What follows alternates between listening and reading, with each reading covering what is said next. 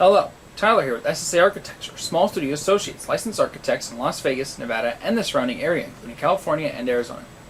When looking to start a tenant improvement, money may be an important topic of concern. If you as the client are on a budget, it may be pertinent for you to save money over the course of an entire project. Hopefully this video will help to show you ways you can save money during the construction process and before construction even begins. When doing any building project, it is important to pick a site that works for all of your needs. If the site needs substantial work done to it, that will likely cost you time and money that you cannot necessarily afford to lose. Major things to look at when picking a tenant improvement site stem from the use of your planned project. The best example of why this is important is that of a grease trap. As discussed in a prior video, any restaurant or other food preparation uses will require a grease trap to be on site. An easy way to save time and money if you're looking to build a restaurant is to buy or rent a space that already has a functional grease trap that can be adapted for your project. This will save you the install cost and time it takes to install one. This isn't the only major thing to look at when buying or leasing new property to open on. If a space already has functional ADA compliant bathrooms, that will also largely help to save time and money during the construction phase.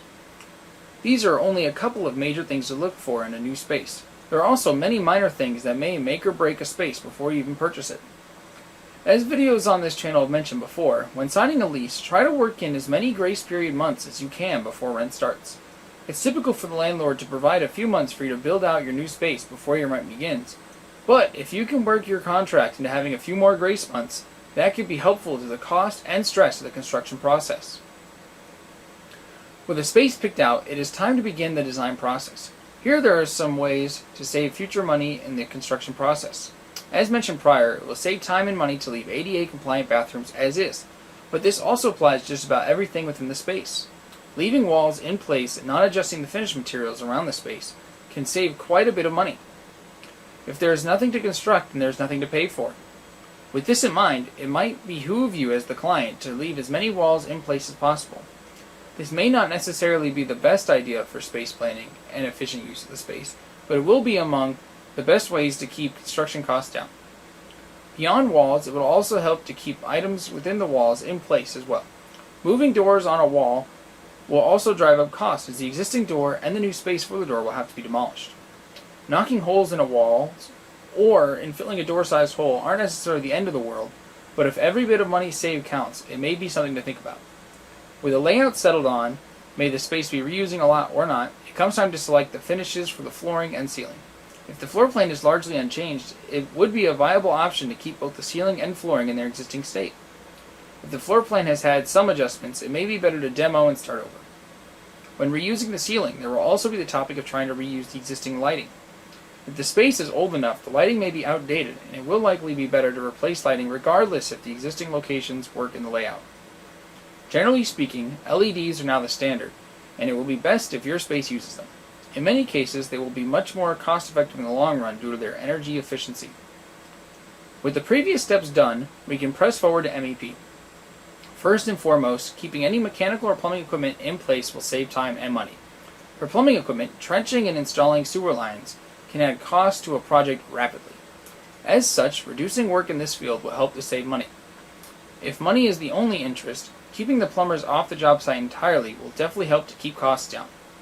Meaning that if the existing bathrooms are adequate and you don't need to add any new plumbing fixtures, it is recommended that you do so, just to save money. As for mechanical equipment, it is quite common to reuse existing HVAC units as they generally last for a long time. Beyond the mechanical equipment itself, however, there is also the topic of what connects to the said equipment. The ducts throughout a space are generally not the biggest hassle, but again, reusing as much as possible is the best way to save money. This will work out great if the layout of your space hasn't changed much, but it may still be necessary to add on to or adjust the existing ductwork in order for your space to be usable. This is easily done if the ceiling is being replaced, as the ducts will be easily accessible. However, if the ceiling is to be kept and it doesn't provide access to the ducts, this can be a major problem. This may result in certain ceilings in your space being replaced. With that in mind, it may be better to plan to remove inaccessible ceiling types from the get-go. Finally, for MEP, there is the topic of electrical design. The best way to save money here would be to keep as much of the existing electrical design as possible. From there, it is best to place only what is necessary in each room. Placing unnecessary outlets and other electrical equipment will add additional costs. Another way to save money is to keep new electrical outlets in new walls. It is more cost effective to place electrical conduit before the gypsum board is in place than it is to work around the existing gypsum board. Beyond these topics, it will also be best not to add too much electrical panel. Adding too much to it may require the panel to be upsized, which will add additional costs that could have been avoided. For this reason, it is also advisable to select equipment and light fixtures that are less taxing on the overall system to save capacity on the panel. Even when keeping these ideas in mind, there will likely be other more specific ways for you to save money on your project. That is why it is important to speak with an architect directly about your own project, as there may be specific circumstances that may impact your project differently from the ones mentioned here. If you have questions or are looking for an architect for your tenant improvement, feel free to call us at 702-873-1718 and schedule a free consultation. Otherwise, you can check out our website's frequently asked questions page over at smallstudioassociates.com. As always, please like and subscribe, and I'll see you in the next video.